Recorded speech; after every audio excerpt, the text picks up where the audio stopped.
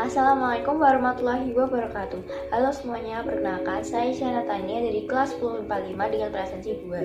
Pada video kali ini saya akan mencari 3 tumbuhan yang berbeda, yaitu contoh dari jenis tumbuhan lumut, tumbuhan paku, dan tumbuhan tingkat tinggi.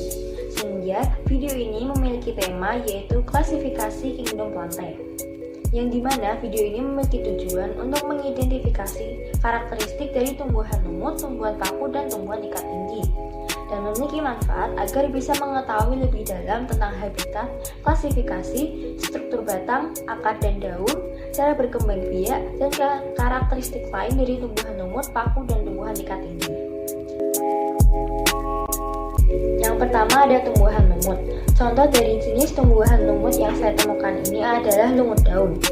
Lumut daun atau disebut juga dengan lumut sejati atau Bryophyta, juga nama lainnya yaitu musti, adalah anggota tumbuhan tidak berpembuluh dan tumbuhan berspora yang termasuk dalam superdivisi tumbuhan lumut atau Bryophyta.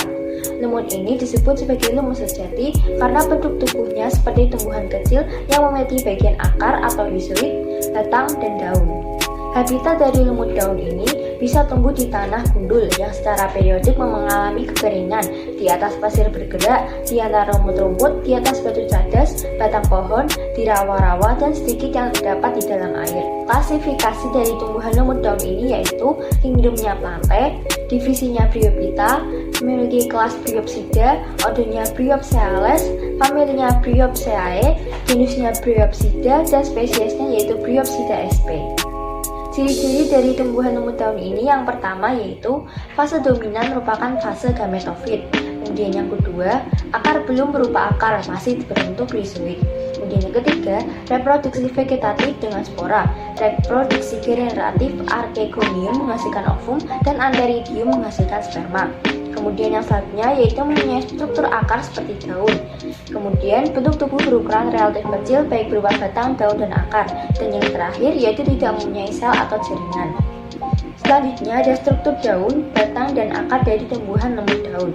Bentuk daun lumut daun berupa lembaran yang tersusun spiral, berwarna hijau muda hingga kecoklatan jika sudah mati atau mengering.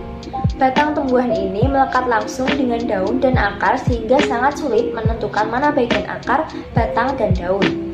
Batang berwarna hijau muda, hijau tua, dan kecoklatan ketika kering atau tumbuhan mati. Bagian akar berwarna kecoklatan yang hanya menempel di permukaan tanah. Batang pohon, bebatuan lembab, dan sebagainya. Akar tersebut berfungsi sebagai penyerap unsur air di dalam permukaan tanah. Selanjutnya ada cara berkembang biak dari tumbuhan lumut daun. Yang pertama yaitu melakukan reproduksi secara seksual. Reproduksi seksual atau generatif lumut daun dilakukan dengan cara peleburan antara sel gamet jantan atau spermatozoid dan gamet betina atau ovum. Spermatozoid dihasilkan oleh alat kelamin jantan atau antheridium, sedangkan ovum dihasilkan oleh alat kelamin betina atau archegonium. Apabila antheridium sudah masak, maka akan membuka pada ujungnya. Hal tersebut juga terjadi pada archegonium yang sel telurnya telah siap untuk dibuahi. Apabila ada hujan, air ini sangat membantu spermatozoid menuju sel telur, dan sel telur ini akan menghasilkan sakarose untuk menarik spermatozoid. Setelah terjadi pembuahan, akan terbentuk zigot. Selanjutnya akan berkembang menjadi embrio, kemudian berkembang menjadi sporofit. Pada tempat yang sesuai, spora akan berkecambah membentuk protonema. Dari protonema muncul rhizoid yang masuk ke dalam tanah. Pada keadaan cukup cahaya, protonema akan membentuk kuncup yang dapat berkembang menjadi tumbuhan lumut. Selanjutnya, reproduksi seksual dari tumbuhan lumut daun ini yaitu dengan memperbanyak diri dengan spora. Lumut daun juga melakukan perkembangbiakan vegetatif dengan kuncup eram. Pembiakan ini dapat terjadi dengan bermacam-macam cara pada protonema, talus, dan bagian-bagian lainnya pada lumut. Kuncup eram dapat melepaskan diri dari induknya dan tumbuh menjadi lumut daun yang baru.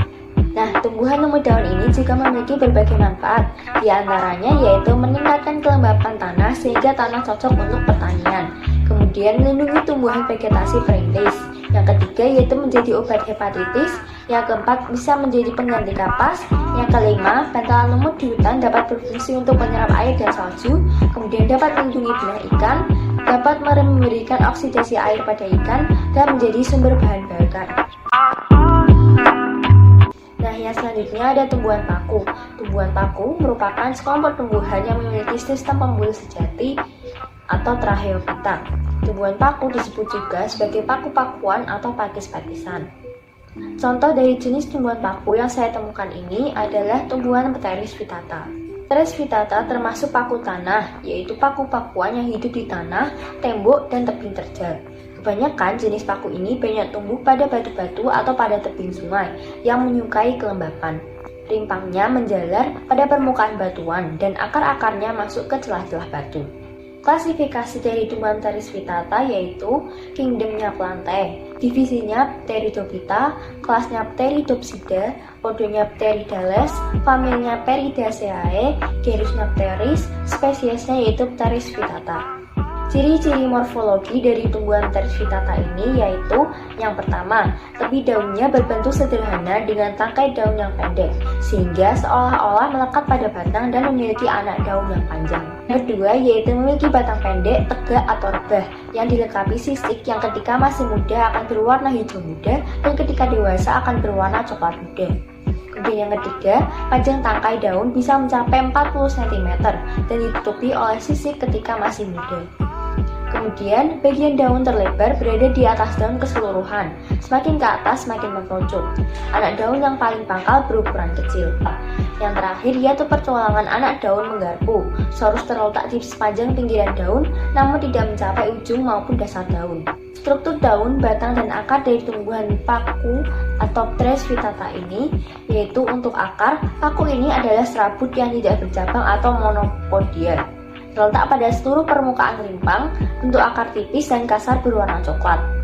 Batang Pteris vittata berbentuk bulat beralur secara longitudinal, ruas-ruas panjang dan kaku.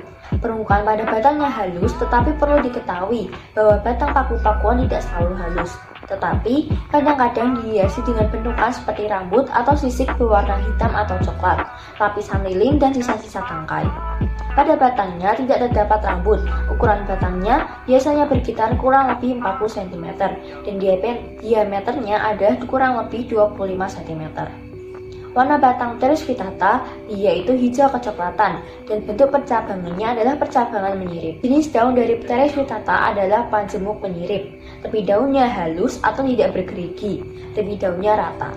Bentuk daunnya memanjang, berukuran kurang lebih 3,5 cm. Daun Pteris vittata tergolong anisofil, yaitu daunnya terdiri dari dua ukuran, yaitu yang satu lebih besar dari yang lainnya. Yang selanjutnya yaitu cara berkembang biak.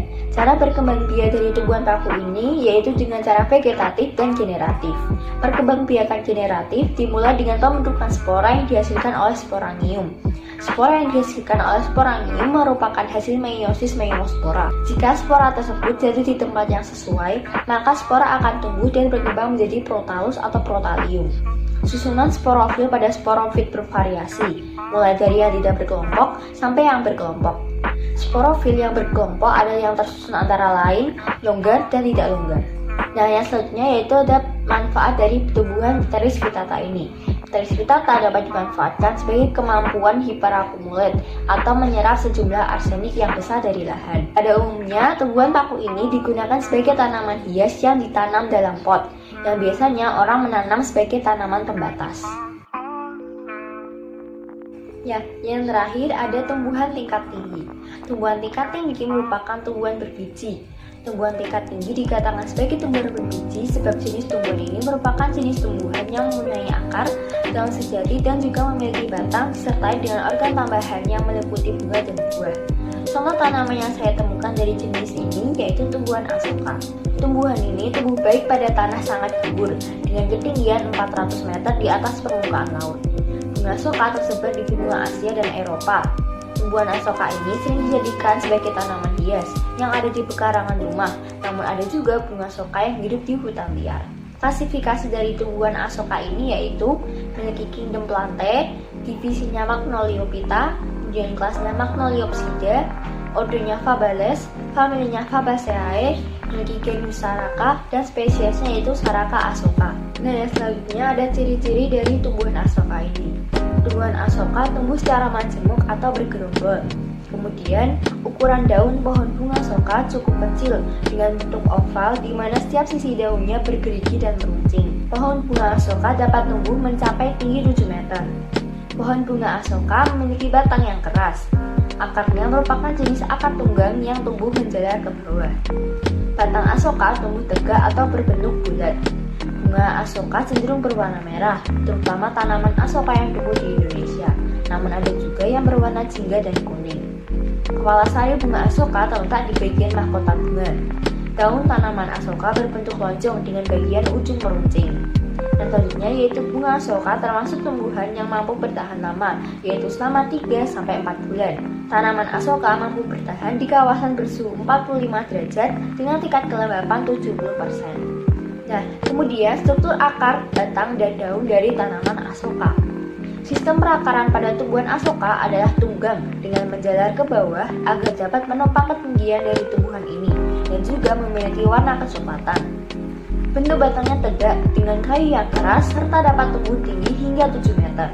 Sedangkan percabangan rantingnya bersistem simpodial dengan warna putih sedikit kotor.